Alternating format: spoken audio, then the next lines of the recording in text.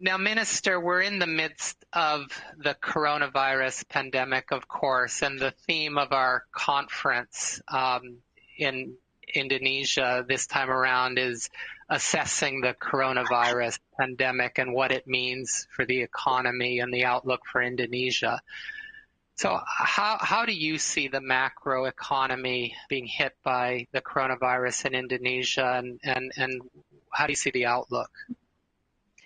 Well, first, corona, which is affecting the whole world, is also affecting Indonesia.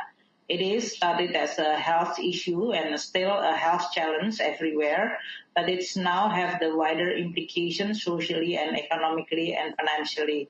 So for Indonesia, it's no exception. We also saw since the pandemic declared coronavirus by WHO in March, we see that the implication on the social and economic is very significant. We are expecting that the economic activity will be affected most on the second quarter of this year, because that was the time that Indonesia adopting a strict social restriction, as well as all the economic activity has been halved in a significant way. So while the first quarter we have 2.97% growth, which is close to 3%, still relatively good, but that is really indicating that COVID is going to affect very significantly. So the second quarter, we will expect a negative growth because of a full quarter we are implementing a very strict social restriction and economic activity restriction. With that in mind, the government is trying very hard now on a third quarter to accelerate a lot of the program, including increasing budget deficit on our fiscal side to rebuilding and in this case, recovery the economy in a much more significant way. So the whole focus of the government now really to implement this budget with that, and as well as careful continue protecting the people because of this COVID is still increasing in many areas of Indonesia. We try to balance between the health concern and the health protocol with recovery of the economic and social activity. I think if the scenario moving well and we are really want to make sure that is the case, then the second and the third quarter and the last quarter of this year hopefully is going to recover in a positive zone. With that in mind, although I think we are all having a difficulty to make a projection on the economy, because we never know whether the COVID is going to have a second wave, whether this is going to make a certain activity will be closed again.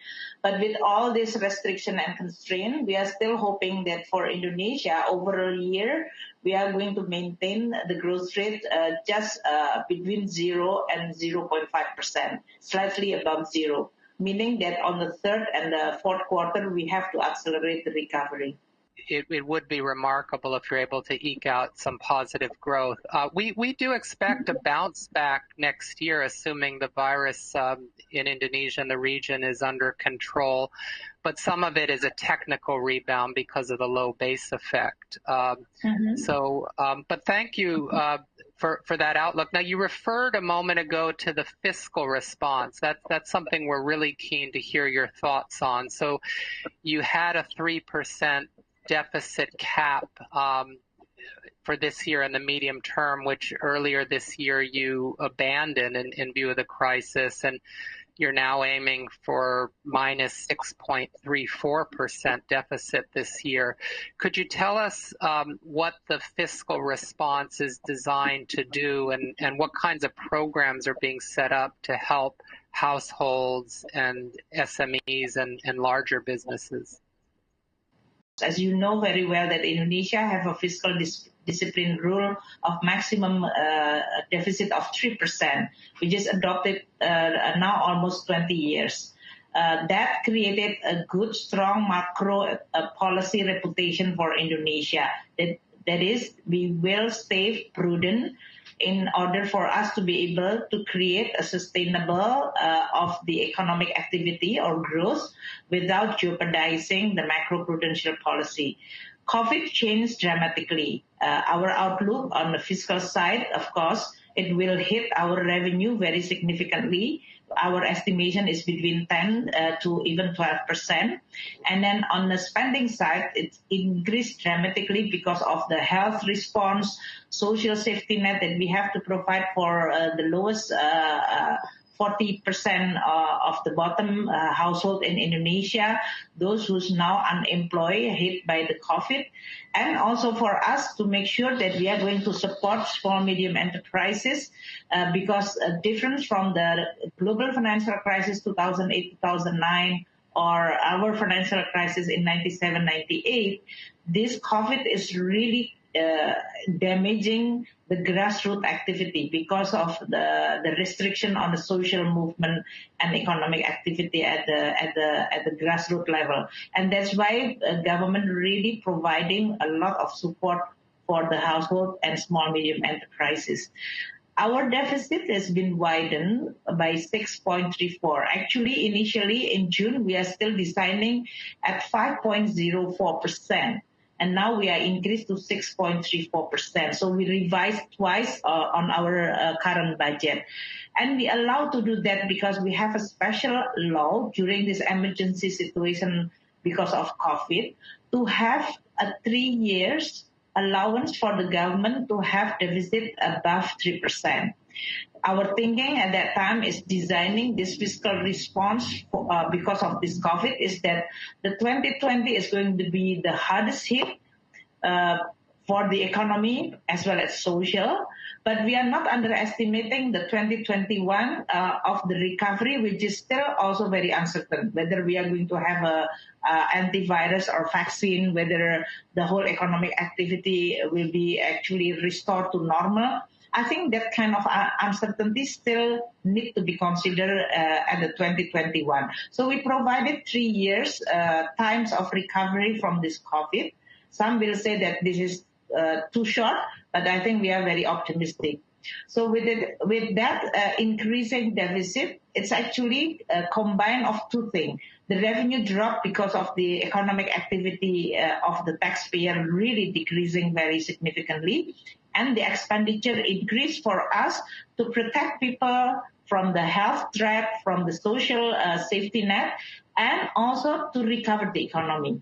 So our design of the fiscal is actually a combination between a health response and also for the support small, medium enterprises, and then support for the banking system or financial system and corporation, then also support for the sectoral and regional government activity in order for them to be able to stimulate the economy again.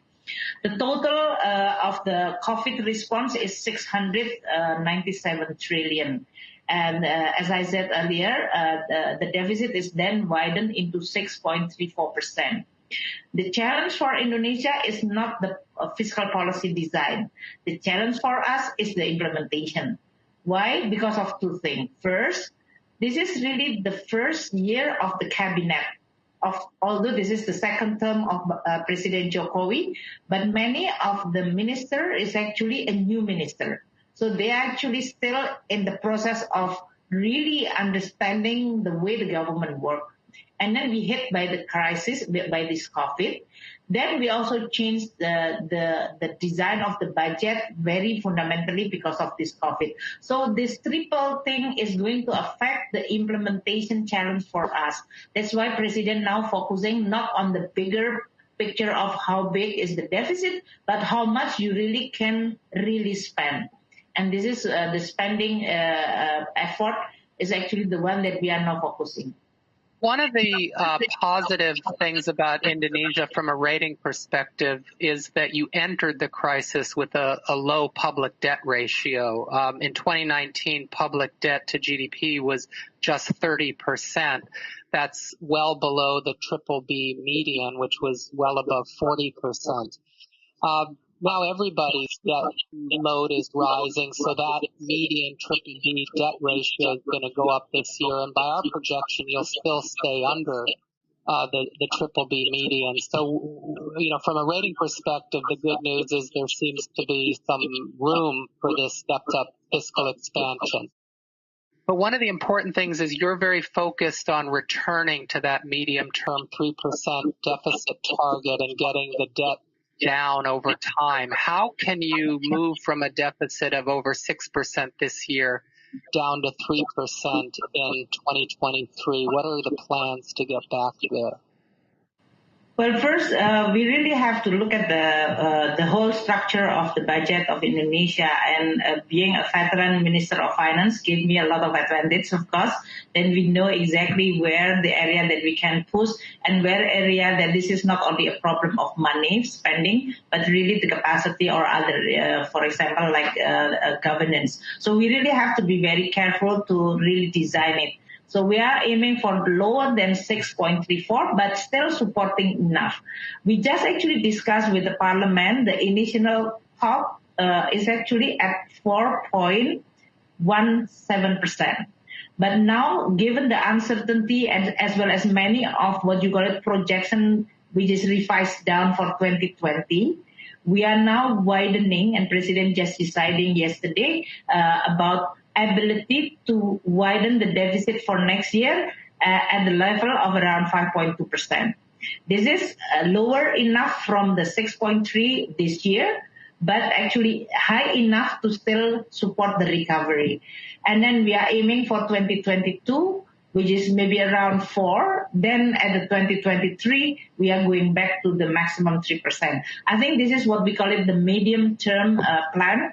For us, it's important because we will provide a signal for ourselves, for the government, that we really have to be disciplined, using the fiscal deficit in the most productive way. It is not an easy way out for you, for everybody to just spend money more through debt. You really have to make sure that the spending should be much more productive than the cost of debt. And that's why the quality of spending is going to be very important. The second one is actually also to provide a signal for the government as well as to the market that the government, if you want to have a growth recovery, should not through only fiscal deficit, or in this case, even more stronger, the signal, if you want to grow faster and higher, it should be through reform. And that's why our reform program, including the omnibus law on investment climate, job creation, will still continue to be discussed with the parliament. And we still continue hoping that this is going to be passed this year, so that next year we are going to have fiscal deficit which is still supportive, but then the reform which is going to be even more accelerated in providing a good investment climate. That will hopefully then restore and recover the confidence on the investment activity and also on the consumption. So that is going to be the healthier growth rather than actually rely on a fiscal deficit.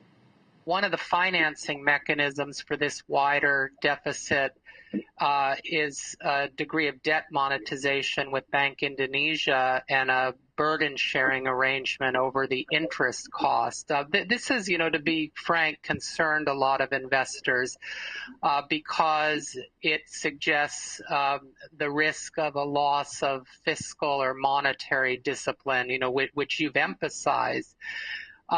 So how should investors view this arrangement with Bank Indonesia, and how can you ensure them that the risks will be contained going forward?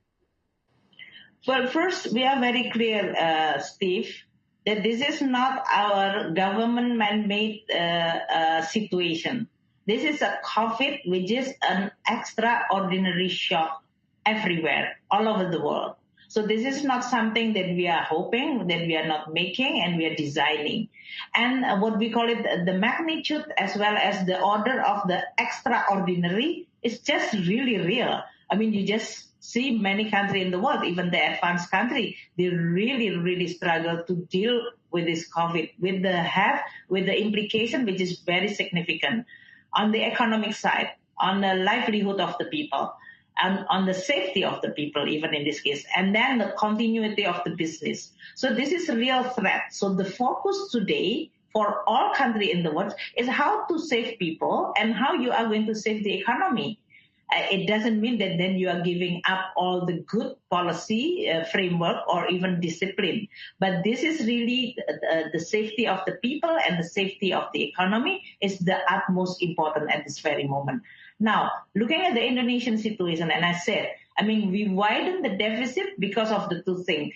The revenue dropped because of the economic is stopped, and also the spending increase. And this is extraordinary time because it is not that the revenue dropped because the government doesn't want to collect tax, or this is not because that we are spending more because we want to actually having a big party. It's not. But this is really something which is necessity for us to be able to respond.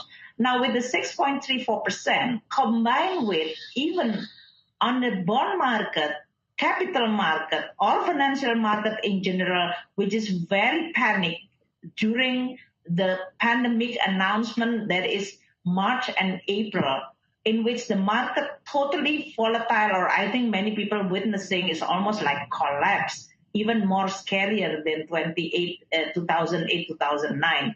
I think the unpredictability and this volatility of the bond market, financial market, as well as stock market, creating additional risk to what is already become an extraordinary risk to us. So this kind of arrangement with the central bank for Indonesia, which is maybe for many countries already adopting even more, in the advanced country, I think the debt monetization in Europe, in the United States, and in Japan, I think it's already known. For Indonesia, this is extraordinary. That's why we are very careful in managing this situation, unprecedented for us. We are carefully first discussing between Ministry of Finance and Central Bank governor. And in order for us to be able to then formulating what is the right and justified way in responding to this crisis. With this widening deficit, we have to actually get the more than 900 trillion additional financing. And that should be absorbed within less than 8 months because we start this in April, right? When the market is also very volatile, then it is just justified to ask Bank Indonesia to become a standby buyer. So the first agreement between Minister of Finance and Central Bank is actually try to calm down the bond market. Because if it is not that, it can have a spillover effect to many. By actually allowing Bank Indonesia to become a standby buyer, and they are participating through the market mechanism. So we issue bonds every 2 weeks, and then in this case, then Bank Indonesia will become a standby buyer if we are aiming for a certain target that cannot be absorbed by the market. They can enter through the green shoe or private placement. Then we also see that the increasing deficit cannot be justified combined with the increasing interest rate, which is actually the risk is coming because of this COVID.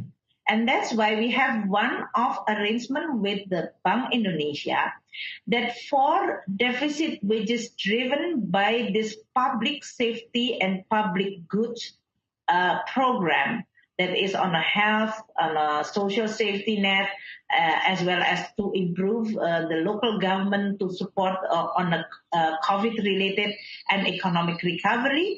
We are getting what we call it, all the interest rate will be borne by the Bank Indonesia. And this is through private placement, only one-off because of this year extraordinary situation. The rest of others activity, which is creating the spending for the small, medium enterprises, for the corporation, this is going to be through market mechanism, that is the bond issuance in the market, and Bank Indonesia will become, as I said, standby buyer, but also for this specific program, Bank Indonesia will add more, what you call it, support for the fiscal side by bearing the cost from the market rate into 1% below the reverse repo. But this is only for the small, medium enterprises and corporation. So with that, we are allowing to explain to the market why we do this and what justify a certain extraordinary action taken by both Ministry of Finance as well as Central Bank. But this is not going to be continue forever because this is happened because of the COVID. That's why we have a very clear exit strategy. For the fiscal, the exit strategy is that we will continue to do and to play the role on the fiscal side to catalytic and to accelerate the recovery. Then we are going to continue going to the discipline of the fiscal side below 3% by the year of 2023. And the arrangement with Bank Indonesia is going to be on a very exceptional financing from Bank Indonesia. It's only one-off for 2020, but the rest is going to go through market mechanism. So it will create a discipline for both sides. For the monetary side, Bank Indonesia is also have a clarity that their focus on maintaining stability, both on inflation as well as exchange rate, is becoming the utmost important. But certainly, we want to see the recovery of the economy, because there is no way that you want to have stability when the economy is actually declining very sharply. So this is what we are trying to signal and providing a guidance for the market, so that this, what you call it, Bank Indonesia financing participation on the debt of the government is not going to damage and jeopardize our macroeconomic framework, which is hard-earned, and it's also very important to become one of the foundation for the economic today as well as in the future. One of the constraints, I guess, that you face in widening the deficit is the low revenue ratio. At 14% of GDP, Indonesia's revenue is very low by any global standard, one of the lowest of any country we rate. So what it means is you've got constitutionally mandated spending on 20% of your budget is required to go to education, for example. So it means that in an environment like this, if your interest cost rises, you begin to crowd out spending and lose some of your spending flexibility. So it would seem to be more important than ever now to get that ratio up over the medium term. Can you update us on progress? This has been an initiative of yours for many years now. How do you think you're doing on that, and what are some of the initiatives going forward? The tax reform is going to be still continue the core program for the Ministry of Finance. And we've identified what is not adequately built in the system and business process within the tax department in order for them to be able to actually managing this task of revenue collection from the registration of the taxpayer up to their payment of the tax, as well as if there is a dispute settlement, and then how we are going to settle. This process is actually not yet become one integrated process. And that's why the reform today, different from a decade ago when I was first time as a finance minister, 10 years ago, my focus is on corruption, on conduct, on unruly behavior, which is coming from the situation. Today, we have at least more of or less the organization which is in place, but then we identify that this kind of system to support one integrated services from the registration, payment, dispute settlement, and on a liability or ability to recover the tax is going to be one of the most important. And that's why we're building the database, we are building the IT system, which is going to allow us to do that. That is also using the standard internationally adopted by many countries who has a better tax ratio. Second one, I also not only focus on the tax, because our revenue is only coming from the excise, customs, as well as from the non-tax revenue. Indonesia have what you call it natural resources, in which the revenue coming from royalty and non-tax activity is actually quite significant, including the dividend of our state-owned enterprises. So we are now also combining this to become the revenue collection effort. So that's why for taxpayer who have the obligation to pay tax, they also sometimes have also the obligation to pay the non-tax obligation for the government. They have a one certainty, one services. This is what we try to do in order for us to have a more synchronized, harmonized approach for the taxpayer, and at the same time certainty for us in terms of the collection. This is going to be still the most important priority for us. And now we're also moving to digital economy. So that's why we're also revising our article on a taxation in order for us to be able to collect the digital tax for Indonesia, both value-added tax, which is now important, as well as the income tax. The income tax is still subject to the discussion in the G20, especially for those company with a digital company which is operating worldwide. But we will continue making sure that we will do that.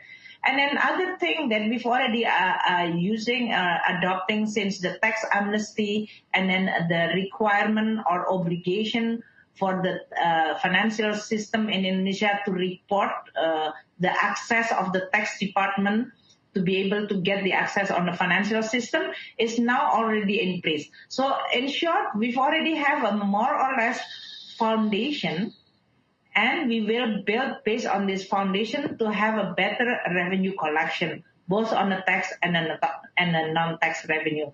I think this is going to be one of the most important for us to be able to prove that Indonesia will collect, which, as you said, if we want to have a much more ability to finance our spending, that it should go through tax rather than actually or revenue collection rather than from the debt. But with that in mind, just to remind that because we know that the tax revenue and revenue collection is still constrained, that's why in designing our fiscal, we are not going to then allow to have a spending which is unproductive. This is becoming one of the obligations, and that's why you will see that Indonesia still have a debt to GDP ratio which is maintained relatively very low because we are very careful in maintaining and managing our fiscal design. Okay, well, on that note, we'll let you get back to your work. You have a lot to do. Difficult time, but also some opportunities as you described. So, Minister, once again, on behalf of Fitch Ratings and our audience, I'd like to thank you for your time today and wish you all the success. Terima kasih. Thank you. Terima kasih. Thank you, Steve.